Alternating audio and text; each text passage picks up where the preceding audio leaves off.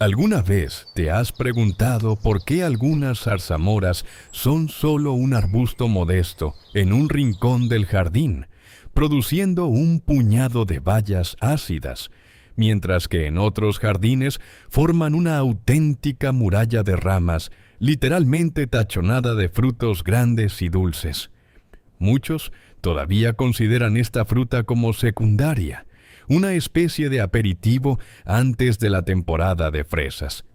Pero en realidad, la zarzamora es un verdadero regalo para quienes no desean pasar todo el verano con las tijeras de podar y el pulverizador en la mano. Imagina un arbusto que puede dar frutos en el mismo lugar durante 7, 10 e incluso 20 años. Es un verdadero longevo en tu jardín. Despierta antes que nadie, superando incluso a la fresa más temprana, y además posee una increíble resistencia a las heladas. Mis arbustos han soportado inviernos rigurosos sin ningún tipo de protección, mientras otras plantas prácticamente se congelaban. Sin embargo, a menudo noto un error común. La gente planta el arbusto y se olvida de él, y luego se sorprende de la escasa cosecha. Los principales enemigos de tu éxito aquí son la falta de poda adecuada y la omisión de un factor tan importante como la polinización cruzada. Para que tu zarzamora crezca como una enredadera, desarrolle un crecimiento vigoroso y te recompense con bayas dulces hasta las primeras heladas, solo necesitas conocer 3 técnicas clave. Estos métodos han sido probados por mí en la práctica y confirmados por la agronomía. Hoy te explicaré detalladamente los primeros pasos para obtener una cosecha récord. Lo primero que debes entender: la zarzamora fructifica exclusivamente en ramas de un año de antigüedad. Aquí reside el principal secreto de su crecimiento exuberante. Si tu arbusto se ha convertido en una maraña impenetrable, no esperes bayas grandes. En plantaciones densas, la cosecha disminuye drásticamente y las bayas se vuelven pequeñas, secas y poco atractivas. Cuando recién comencé con la zarzamora, me daba pena cortar cada ramita. Pensaba que cuantas más ramas, más bayas. En realidad, resultó ser todo lo contrario. Aproximadamente a partir del 3er o 5.º año de vida, cuando el arbusto comienza a dar frutos activamente, es necesario pasar a una poda drástica. Un arbusto adulto debidamente formado debe tener entre 8 y 15 ramas fuertes. Estas son ramas esqueléticas potentes y algunas ramas jóvenes de reemplazo. ¿Por qué se necesitan diferentes edades? Esto te asegura estabilidad. Mientras unas ramas están en su mejor momento, otras solo se preparan para tomar el relevo al año siguiente. El raleo regular de la copa es un ritual obligatorio. Elimina todas las ramas que densifican la copa directamente desde la base. La luz debe penetrar en lo más profundo del arbusto. Una buena iluminación es la clave para que las bayas sean dulces y grandes. No en vano dice el refrán popular: cuanto más viejo el arbusto, más dulce la baya. Pero añade otra sabiduría: si no podas, habrá muchas bayas, pero serán pequeñas como perlas. Yo siempre elijo la calidad. Pero ¿qué hacer si el arbusto ya es viejo y descuidado? No temas a las medidas drásticas. Cada 10 o 15 años, la zarzamora necesita un rejuvenecimiento total. He probado a podar tales ejemplares hasta el tocón, dejando solo pequeños muñones sobre el suelo para la renovación. Y sabes, funciona de maravilla. Después de esta terapia de choque, el arbusto parece explotar en crecimiento. Los brotes jóvenes surgen con una fuerza increíble. Y ya después de un par de temporadas, obtienes una planta renovada, llena de vigor, que está lista para volver a abrumarte con su cosecha. Recuerda, un esqueleto adecuado es el fundamento, sin el cual los demás fertilizantes y riegos simplemente no funcionarán a pleno rendimiento. Pasemos a la segunda etapa más importante. Muchos consideran que si la zarzamora es una fruta poco exigente, no es necesario alimentarla. Este es un gran error. Si quieres recoger bayas no en puñados, sino en cubos enteros, debes comprender la especificidad de su dieta.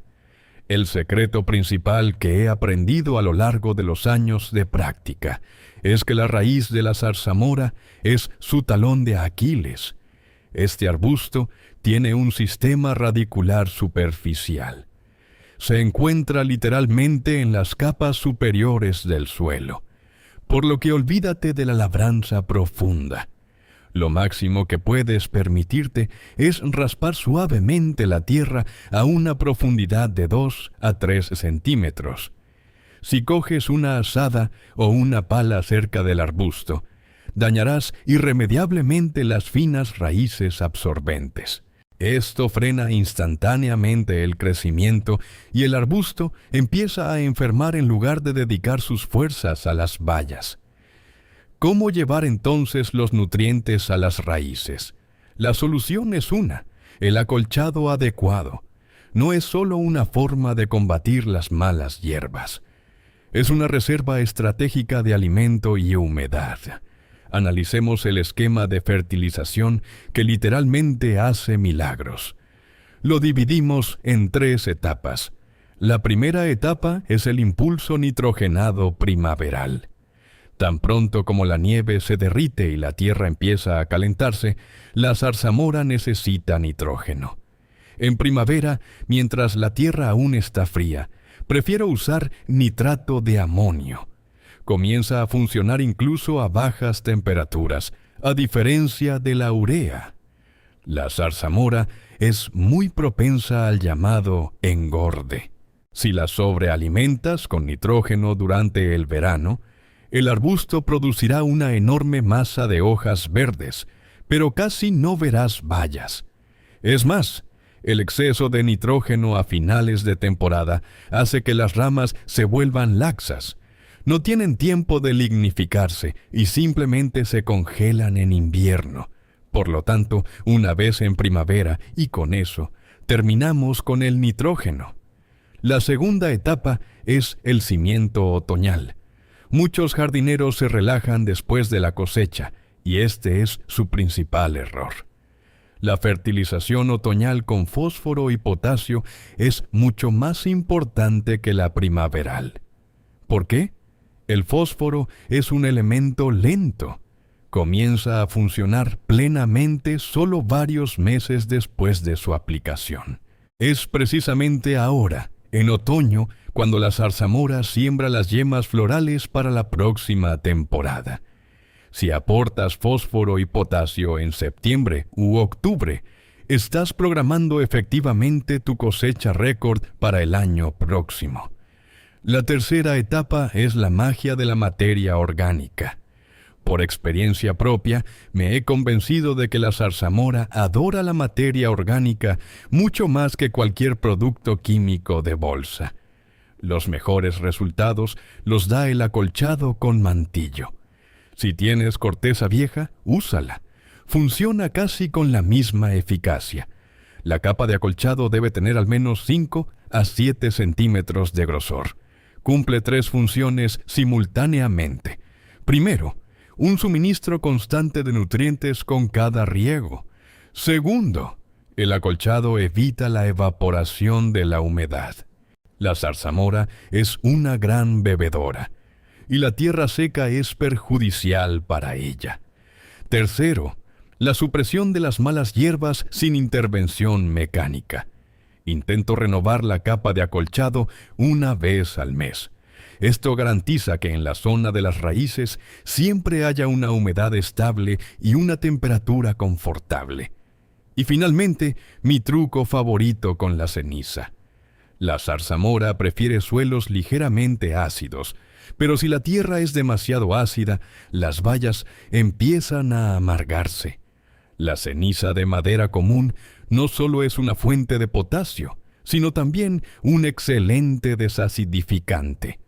He notado que al esparcir un par de vasos de ceniza bajo el arbusto durante la maduración, la baya se vuelve notablemente más dulce, desaparece la acidez excesiva y aumenta el tamaño de los frutos.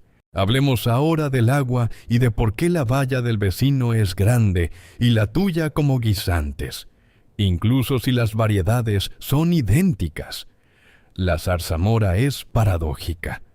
Puede sobrevivir incluso en terrenos pantanosos, pero las bayas verdaderamente dulces y grandes solo se obtienen con un riego hábil y controlado. La regla principal del riego de la zarzamora es que debe ser profundo. Unas pulverizaciones superficiales de la manguera sobre el follaje no aportan nada, excepto el riesgo de enfermedades fúngicas. Necesitamos humedecer el suelo a una profundidad de 30 a 40 centímetros. Estos son aproximadamente de 3 a 4 decímetros. Es aquí donde se concentra la mayor parte de las raíces responsables de la formación de las bayas. Un riego raro pero abundante estimula a las raíces a profundizar, lo que hace que el arbusto sea más autónomo y resistente a la sequía. Presta especial atención al riego de carga de humedad en otoño. Antes de que la tierra se congele, el arbusto debe beber literalmente. Esto es fundamental para una invernada exitosa. El agua en las células de la madera funciona como un termo, evitando que las fuertes heladas destruyan los tejidos de la planta. Para facilitarme la tarea, utilizo un truco sencillo. Hago un surco poco profundo o una zanja alrededor de todo el perímetro de la copa. Es aquí donde aporto fertilizantes líquidos y vierto el volumen principal de agua. Así, los nutrientes llegan directamente a su destino y no se esparcen por todo el huerto. Pero incluso si podas el arbusto a la perfección y lo llenas de mantillo, puedes quedarte sin cosecha si olvidas el secreto principal, la polinización cruzada. La zarzamora es una planta colectiva. Casi todas las variedades modernas son autofértiles. Esto significa que el polen de un arbusto no puede fertilizar completamente las flores de ese mismo arbusto. Para una alta productividad, es vital plantar cerca otro polinizador. En un lugar ideal, debería haber al menos 3 variedades diferentes. Cuantos más vecinos con diferentes conjuntos genéticos, más grandes serán las bayas y menos flores vacías habrá. La zarzamora es una excelente melífera. Sus flores producen una enorme cantidad de néctar que atrae a abejas y abejorros incluso con tiempo frío. Planta las variedades en grupos a una distancia de 1,5 a 2 metros entre sí, y verás cómo la productividad se multiplica. Este es precisamente el factor que transforma un jardín ordinario en una plantación industrial, en términos de volumen de recolección. Ahora que hemos abordado los cimientos, la poda, la nutrición y la polinización, es hora de desvelar los secretos que me permiten recolectar la cosecha literalmente como en una cadena de montaje, y al mismo tiempo no dedicar todo mi tiempo libre al cuidado de la zarzamora. Muchos se quejan de que las bayas se echan a perder rápidamente, pero si te aproximas al asunto con inteligencia, puedes alargar el disfrute durante meses. Si quieres que las bayas sean verdaderamente melosas, olvídate de plantarlas en una sombra profunda. Sí, la zarzamora es una planta plástica. No morirá debajo de una valla o a la sombra de un viejo manzano. Pero entonces, olvídate del azúcar. Solo un lugar soleado y abierto permite a los frutos acumular esas sustancias secas y azúcares por los que tanto amamos las variedades modernas. Sin embargo, hay un detalle traicionero. La zarzamora tiene una fijación muy frágil del pedúnculo en muchas variedades. Por experiencia propia, me he convencido de que incluso la cosecha más abundante puede acabar en el suelo después de una fuerte ráfaga de viento. Por eso, siempre elijo lugares protegidos de los vientos dominantes, por ejemplo, en el lado sur de las construcciones o detrás de un seto vivo de arbustos más densos. Esta sencilla solución reduce la caída de las bayas cuando están completamente maduras casi a cero. Recoges hasta la última gota, en lugar de dejar la mitad de la cosecha a las hormigas. En el título mencioné la cosecha hasta las heladas, y esto no es una exageración. Si compones correctamente la colección, la mayoría de los jardineros se limitan a 1 o 2 arbustos de selección antigua, que lo dan todo en 2 semanas de junio. Pero la ciencia moderna ha avanzado mucho. Para recolectar bayas el mayor tiempo posible, utilizo variedades con diferentes épocas de maduración. Las variedades rusas tempranas, como Selgimka o Dodge Velikana, abren la temporada a principios de verano. Le siguen las variedades de maduración media tardía, y ahora el secreto principal, la selección canadiense. Las variedades de la serie Boreal, por ejemplo, Boreal Beauty o Boreal Beast, maduran significativamente más tarde que las especies a las que estamos acostumbrados. Combinándolas en una misma parcela, creas un ciclo continuo. Mientras la zarzamora común ya ha sido olvidada, estas bellezas solo están llenándose. Esto permite tener bayas frescas en la mesa desde junio hasta casi finales de agosto. Y con un otoño favorable y un riego adecuado, los arbustos conservan su valor decorativo y frutos solitarios hasta las heladas severas. Uno de los errores más comunes de los novatos es el celo excesivo. Plantaron un pequeño esqueje y empezaron a bañarlo en fertilizantes. Recuerda, en los 2 primeros años después de plantar la zarzamora, los fertilizantes no solo no son necesarios, sino que pueden ser perjudiciales. Durante este periodo, la planta dirige todos sus recursos a la construcción del sistema radicular. Si empiezas a estimular el crecimiento de la parte aérea con nitrógeno, obtendrás ramas débiles e inmaduras que no sobrevivirán al primer invierno serio. Yo siempre me adhiero al principio. A la zarzamora le gusta que no la toquen en los primeros años.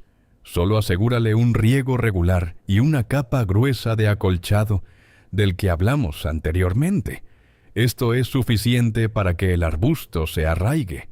Solo en el 3er o 4.º año, cuando veas la primera oleada vigorosa de crecimiento, puedes comenzar un programa de alimentación completo.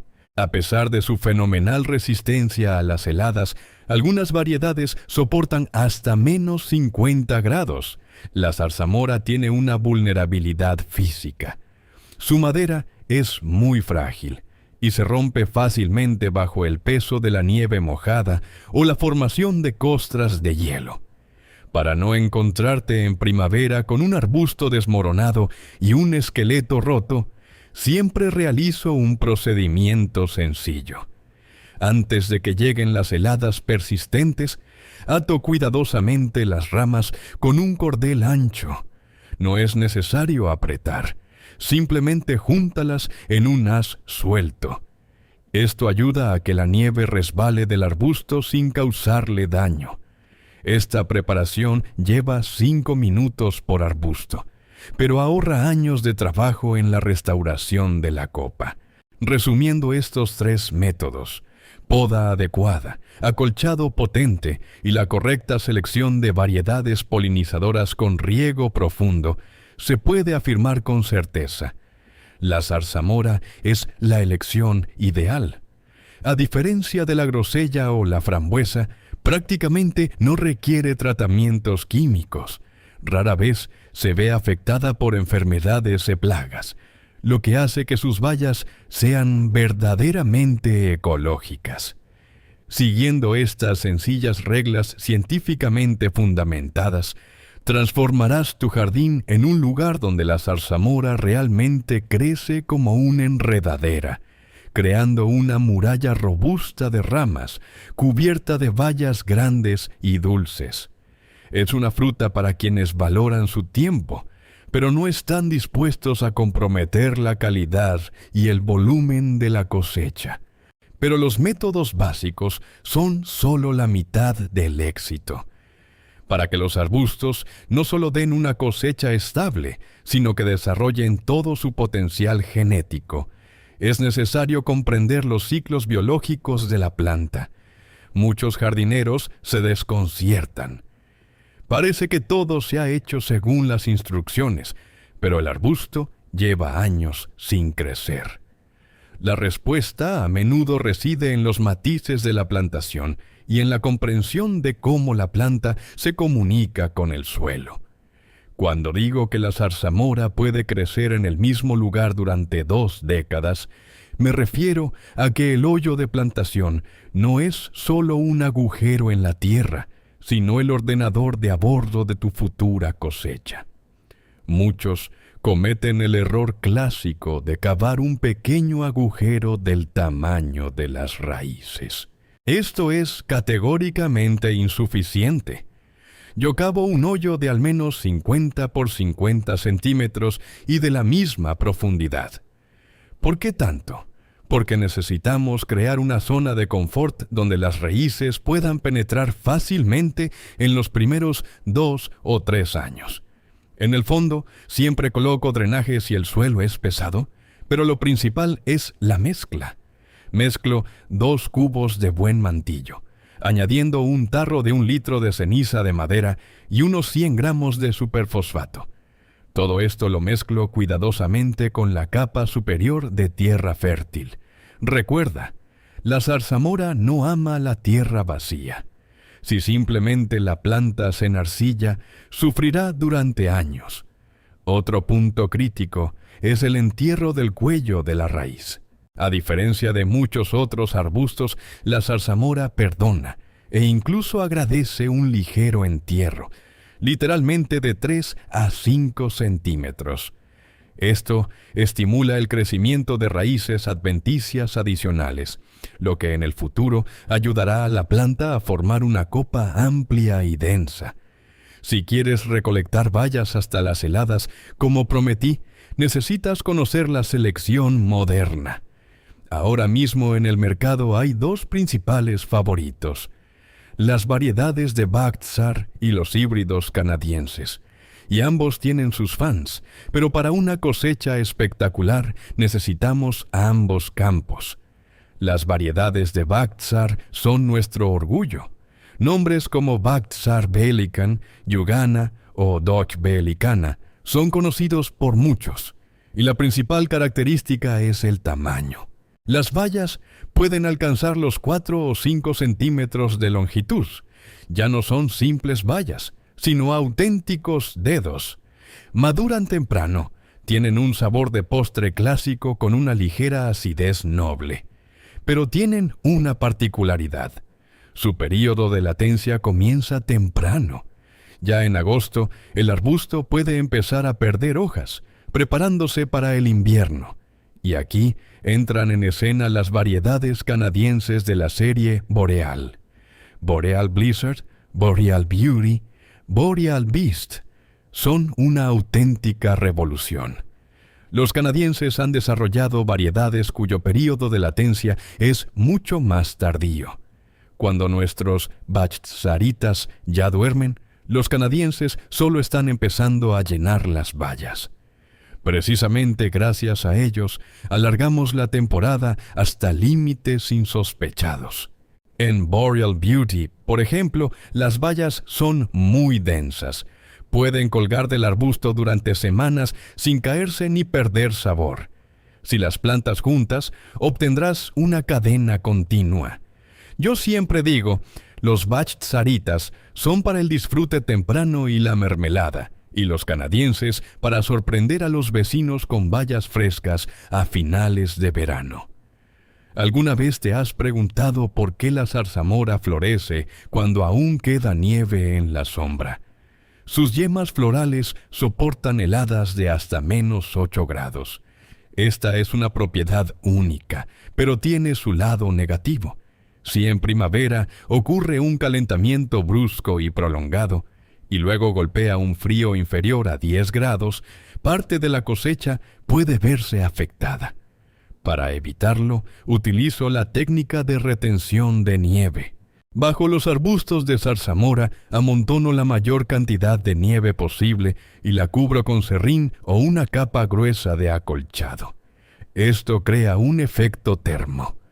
La tierra bajo el arbusto se descongela más tarde, las raíces duermen y la planta no inicia la vegetación demasiado pronto. Esto me permite posponer la floración de 7 a 10 días y evitar las heladas primaverales más peligrosas. También es importante comprender la estructura de la corteza. En la zarzamora se desprende en tiras longitudinales. Muchos novatos se asustan pensando que el arbusto está enfermo o que algo lo está royendo. En realidad es una propiedad biológica normal, por la cual en el pueblo a la zarzamora se la llama descarada. No te atrevas a arrancarla. Esta corteza protege la madera de los cambios bruscos de temperatura.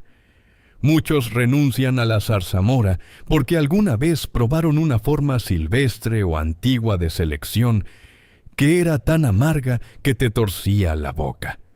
Pero la zarzamora dulce moderna es un producto completamente diferente.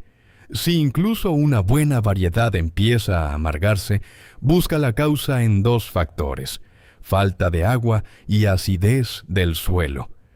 He notado por experiencia propia que si durante la maduración de las bayas, que suele ser en mayo, principios de junio, hay sequía, y tú fuiste perezoso al regar los arbustos, las bayas definitivamente tendrán amargor. La planta simplemente activa el modo de supervivencia y economiza azúcares. La segunda causa es la acidez excesiva. La zarzamora prefiere suelos cercanos a neutros. Si tienes plantas de cola de caballo o acedera, tu tierra es demasiado ácida. En este caso, la misma ceniza de la que hablamos se convierte no solo en un fertilizante, sino en un salvavidas para el sabor. Aplícala anualmente y te sorprenderás de lo dulce que puede ser esta baya. Hemos tocado solo la punta del iceberg. Por delante, tenemos el análisis de cómo luchar contra las aves, que adoran la zarzamora incluso más que nosotros, y cómo procesar correctamente la cosecha para conservar todas las vitaminas, que en la zarzamora son más que en cualquier otro superalimento del norte. Pero hay un problema del que no se habla en los bonitos catálogos de jardinería, pero con el que se enfrenta cada uno que ha plantado al menos un arbusto: nuestros amigos emplumados. Los pájaros adoran la zarzamora. Para ellos es la primera bomba vitamínica después de un largo invierno, y están dispuestos a luchar por ella hasta el final. Si ves que las bayas empiezan a ponerse azules, sabrás que tienes exactamente 2 días para tomar medidas. De lo contrario, en lugar de cosecha, solo encontrarás pedúnculos vacíos. He probado de todo: viejos CDs, cintas brillantes, espantapájaros e incluso repelentes ultrasónicos. Seré sincero, todo esto funciona exactamente 3 días, hasta que los pájaros se dan cuenta de que la amenaza es falsa. La única forma 100% segura de conservar las bayas es una red especial de malla fina. Pero incluso aquí hay un truco: no arrojes la red directamente sobre las ramas. La zarzamora crece activamente precisamente durante la maduración, y los brotes jóvenes simplemente crecerán a través de las mallas. Quitar esa red después es una tortura: romperás todas las puntas. Siempre aconsejo construir un armazón sencillo con arcos de plástico o listones de madera. La red debe colgar en forma de tienda, sin tocar el follaje. Esto garantizará tanto la ventilación como la conservación de tus bayas. En cuanto a la recolección, aquí es importante no apresurarse. La zarzamora es traicionera. Se vuelve completamente azul 5 a 7 días antes de alcanzar su sabor verdadero. Si la recolectas tan pronto como se tiñe, te decepcionarás. Será ácida. Espera unos días más. Las bayas deben sentirse ligeramente blandas al tacto. Por cierto, sobre el método de recolección. Las variedades antiguas se desprenden fácilmente y es más sencillo recolectarlas extendiendo una tela limpia bajo el arbusto y sacudiendo suavemente las ramas. Pero las variedades modernas de postre, las mismas Bactsaritas o canadienses, se sujetan firmemente. Estas solo las recolectamos a mano. Es más largo, pero las bayas permanecen enteras, no se licúan y pueden conservarse en el refrigerador hasta 5 días, lo que para la zarzamora es un excelente resultado. Aunque la madre selva es conocida por su resistencia a las enfermedades, existen 2 enemigos que pueden arruinar tu plantación y mermar tu cosecha. El primero es el pulgón. Le encantan los brotes tiernos y jugosos, especialmente en junio. Si notas que las hojas de las puntas de las ramas comienzan a enrollarse, debes actuar de inmediato. Dado que la fruta ya está presente, evita los químicos fuertes. Utilizo solo preparados biológicos o la vieja y confiable solución de agua jabonosa y ceniza. Rocía a fondo, especialmente la parte inferior de las hojas. Si el pulgón no se controla, detendrá el crecimiento del arbusto y al año siguiente obtendrás la mitad de las yemas florales. El segundo enemigo es la cochinilla. Es difícil de detectar. Parece pequeñas protuberancias marrones en la corteza. Si el arbusto se ve apático y las ramas comienzan a secarse sin razón aparente, examina cuidadosamente las ramas principales. Aquí, solo una limpieza minuciosa y un tratamiento con productos a base de aceites que asfixian a la plaga son efectivos. Sin embargo, con la poda adecuada y una buena ventilación, como mencionamos al principio, la cochinilla es un invitado muy raro. Muchos me preguntan cómo obtener muchas plantas jóvenes sin gastar una fortuna en viveros. La madre selva se propaga muy fácilmente si conoces un secreto. El mejor método para el jardinero aficionado son los acodos horizontales. En primavera, antes de la brotación, selecciona una rama inferior fuerte que crezca cerca del suelo. Inclínala suavemente. Colócala en una zanja previamente cavada de unos 5 centímetros de profundidad y sujétala con una horquilla metálica. Un punto importante.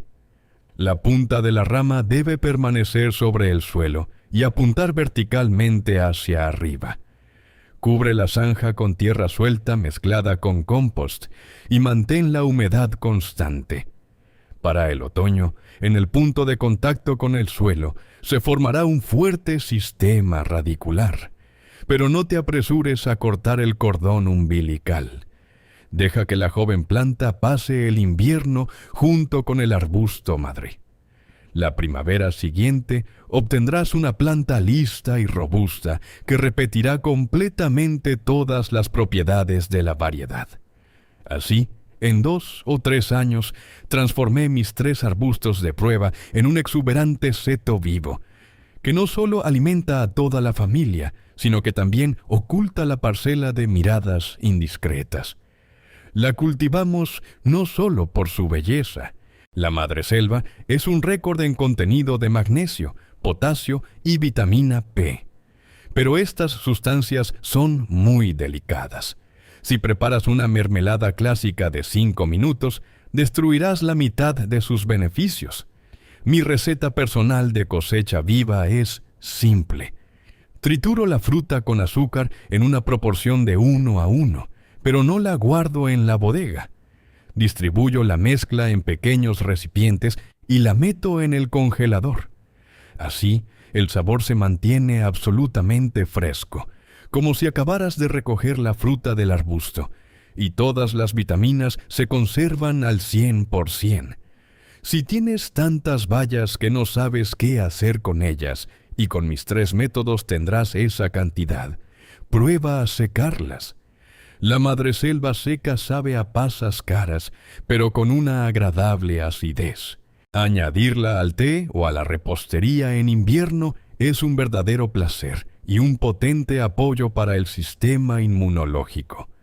La madreselva es una planta para quienes miran al futuro. Invirtiendo un poco de esfuerzo en la plantación y poda correctas, hoy creas un activo que alimentará a tus hijos e incluso a tus nietos. No es solo un arbusto. Es un símbolo de cómo la naturaleza responde al cuidado diligente y competente. Y recuerda, en jardinería no hay detalles insignificantes. Solo hay detalles que transforman el trabajo ordinario en el arte de obtener cosechas récord. A menudo me preguntan, ¿y qué pasa con el suelo? Basta con añadir ceniza. Profundicemos, porque es en la parte invisible de la vida de la planta donde se esconden las respuestas a muchas preguntas. Para que la madreselva realmente crezca como un muro, es necesario comprender la química de los procesos que ocurren bajo sus pies. Como ya he mencionado, la madreselva prefiere suelos ligeramente ácidos, pero el límite es muy fino. El indicador ideal es de 5,5 a 6,0 unidades. Si el suelo se acidifica más, la planta deja de absorber fósforo, por mucho que lo añadas. Si el suelo se vuelve alcalino, por ejemplo, te has excedido con la cal. Se produce clorosis férrica. Las hojas se vuelven amarillas y la fotosíntesis se ralentiza. Siempre recomiendo, si no estás seguro de tu suelo, usar harina de dolomita en lugar de cal. Actúa más suavemente, contiene magnesio, que la madreselva adora, y no quema las raíces. Basta con aplicar de 300 a 400 gramos por metro cuadrado cada 3 o 4 años para mantener el equilibrio ideal. Y no olvides la microbiología. La madreselva vive en una simbiosis estrecha con los hongos y bacterias del suelo. Por eso, estoy categóricamente en contra del uso de fertilizantes que contengan cloro. El cloro es un veneno para el sistema radicular de la madreselva. Mata la microflora beneficiosa y el arbusto deja de crecer. Si compras fertilizantes complejos, busca siempre la etiqueta sin cloro.